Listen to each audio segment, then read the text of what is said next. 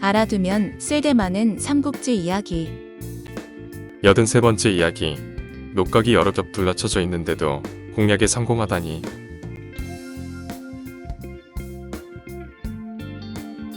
동호에서 사신이 손권에 서찰을 갖고 왔습니다.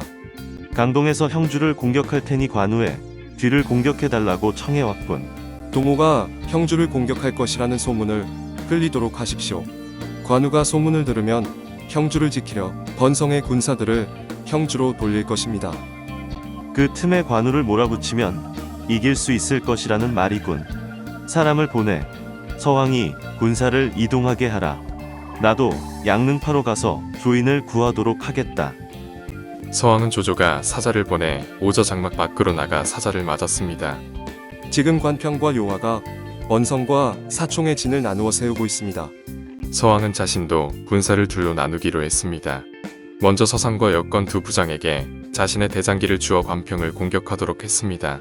그리고 자신은 빠른 군사 500을 가려내어 지름길로 돌아가 관평의 뒤를 공격하기로 했습니다. 관평은 서왕이 군사를 몰아온다는 소식을 듣고 진을 세우고 적을 맞았습니다. 관평에게 서상이 우선 달려나왔습니다.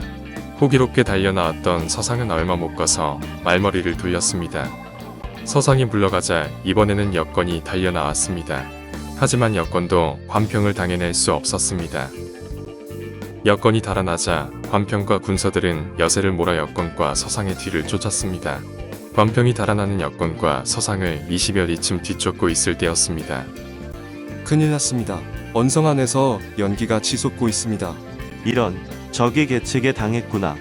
말을 돌려 언성을 구하러 간다. 관평이 말머리를 돌려 언성으로 향하는데 얼마 안 간 무리의 군마가 그를 가로막았습니다. 관평, 이 애송이 놈아, 내 목숨은 여기서 끝이다. 형주는 동호군에게 함락당한 것을 모르느냐. 관평은 치열한 전투를 치르다 언성이 불길이 거세어지는 것을 보고 사총으로 가기로 결정을 합니다. 죽을 각오로 적진을 뚫어라. 모두 사총의 진지로 간다. 관평과 군사들은 겨우 적군을 해치고 사총의 진지로 향하는 길을 열 수 있었습니다. 관평과 군사들이 진지에 도착하자 요하가 나와 그들을 맞아들였습니다. 요하는 걱정스런 얼굴로 관평에게 물었습니다. 동호의 여몽이 형주를 취했다는 소문이 있네. 그 때문에 군사들이 동요하고 있어 걱정이네. 누가 헛소문을 퍼뜨렸군. 함부로 떠드는 자는 목을 베어버리게. 북쪽에 세워진 첫 번째 진지가 서왕의 공격을 받고 있다고 합니다. 첫 번째 진지를 빼앗긴다면 다른 진지들도 무사하지 못할 터. 군사를 이끌고 도우러 가야겠네. 이곳을 비워두잔 말인가. 이곳은 앞에는 연수가 흐르며 뒤에는 계곡이 흐르고 있으니 적들이 쉽게 이르지 못할 걸세. 이곳을 너희들에게 맡길 테니 지키도록 하라.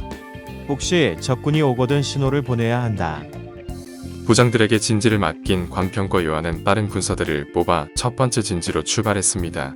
진지에 도착한 관평은 맞은편 산기슭에 머무르고 있는 위군부터 살펴보았습니다.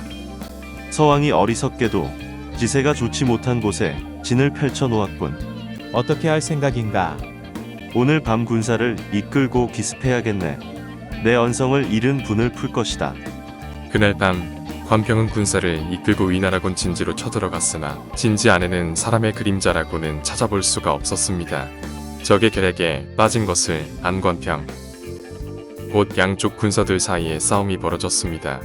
그러나 밀어닥치는 위나라군을 당할 수 없어 관평과 군사들은 밀리기 시작했습니다. 위나라군의 패한 관평은 많은 군사들을 잃고 진지 쪽으로 달아났습니다. 관평과 살아남은 군사들은 가까스로 진지로 돌아왔으나 그곳도 얼마 후 위나라군에게 포위됐습니다. 관평과 요하는 위나라군의 공격을 막아낼 수 없었습니다. 안 되겠네. 진을 포기하고 후퇴해야겠네. 관평과 요하는 첫 번째 진을 포기하고 사총의 진지를 향해 말머리를 돌렸습니다. 하지만 사총의 진영에서도 불길이 치솟고 있었습니다. 장군님, 진지 안에 위나라군의 깃발이 세워져 있습니다. 다른 방법이 없군. 번성 쪽으로 말머리를 돌릴 수밖에. 그때 갑자기 한 무리의 군사가 달려왔습니다. 관평 이해성 이너. 내 놈이 도망칠 곳은 더 이상 없다. 관평과 요하는 죽음을 각오하고 싸워 가까스로 서왕의 군사들을 뚫고 달아났습니다.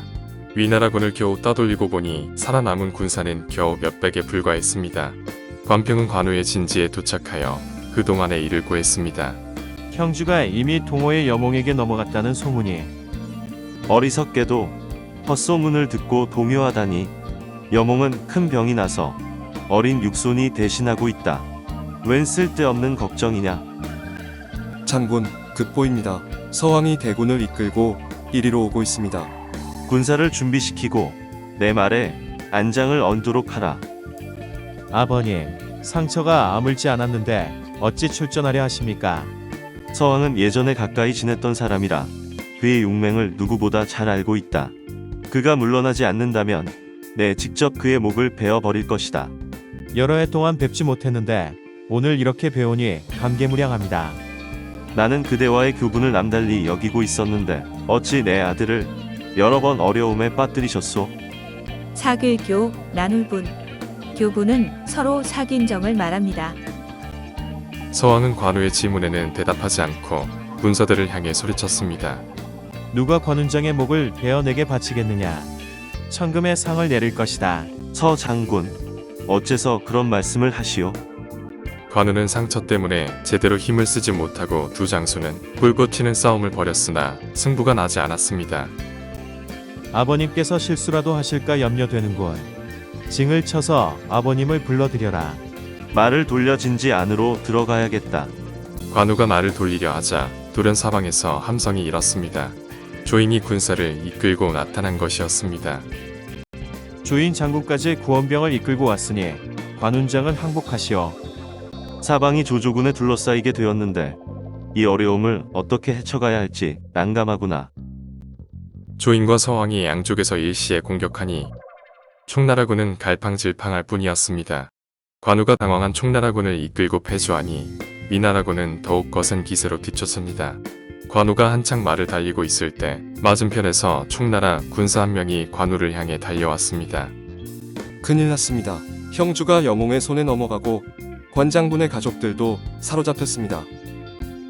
한간에 떠돌던 소문이 사실이었단 말인가? 이제 공안으로 향하는 수밖에 없구나. 공안을 지키던 부사인이 동호에 항복했다고 합니다.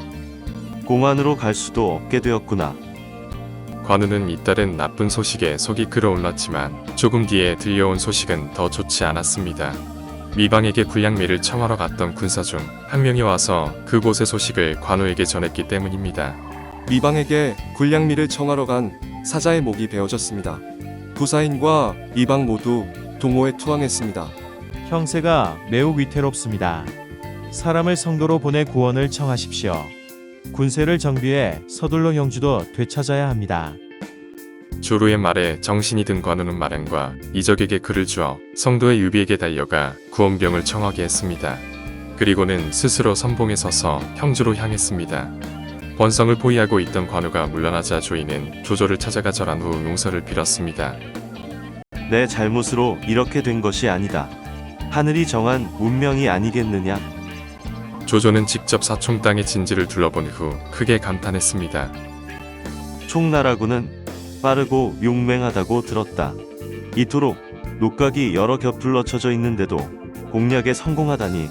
조조는 천하제일의 용장이라 할 수 있는 관우를 내쫓은 것이 무엇보다 기뻤습니다. 조조가 군사를 돌려 마파 땅의 진지를 세우자 서왕도 군사를 이끌고 조조에게로 왔습니다.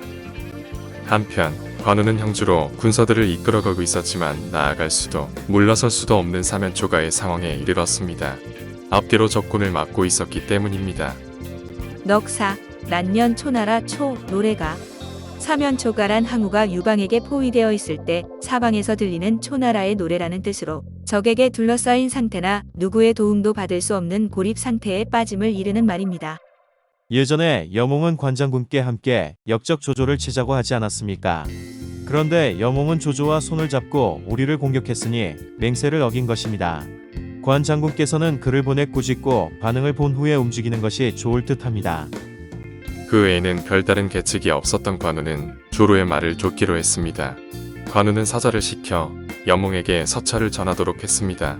형주를 차지한 여몽은 군사들에게 엄명을 내려 백성들에게 해를 끼치지 않도록 하고 백성들에게 양곡을 나눠주고 환자가 있는 집에는 의원을 보내 치료하게 했습니다. 여몽이 정성을 보이자 관우를 따랐던 백성들은 여몽의 보살핌에 감격할 따름이었습니다. 관우가 보낸 사신이 온다는 소식을 듣고는 성 밖까지 나와 사신을 맞아들였습니다. 예전에 관장군과 친분을 맺은 것은 사사로운 감정 때문이요. 나는 지금 주공의 명을 받들고 있는 몸이요. 돌아가시거든 내 뜻을 관장군께 말씀드려 주시오. 여몽은 이렇게 말하고 잔치를 열어 사신을 후하게 대접했습니다. 관우가 보낸 사자가 역관에 머무는 것을 알게 된 형주 군사의 가족들이 역관으로 몰려와 남편, 형제, 아들들의 소식을 물었습니다. 이 글 좀 내 아들놈에게 꼭 전해 주십시오. 알겠습니다. 여몽 장군께서 우리 백성들을 아끼고 도와주시니 걱정 말라고 전해주세요. 고마우신 분이요. 다음 날 사자가 돌아갈 때 여몽은 성 밖까지 나와 그를 배웅했습니다. 사자는 돌아와서 관우에게 보고 들은 말을 그대로 전했습니다. 향주에 갔던 사자가 관우의 장막을 물러나오자 군사들이 몰려와 가족들의 안부를 물었습니다. 걱정할 것 없어. 그대들의 가족들은 여몽이 잘 돌봐주고 있소이다. 가족들이 쓴 편지를 가져왔으니 궁금한 분은 나를 따라 오시오. 관우의 우려대로 사자를 통해 가족들이 무사하다는 것을 알게 된 군사들은 전의를 상실해버렸습니다. 이 모습을 보고 분노한 관우는 곧 형주로 향했습니다. 그러나 가족들의 소식을 전해 듣게 된 군서들 중에는 개오를 빠져나와 형주로 달아나는 자가 많았습니다.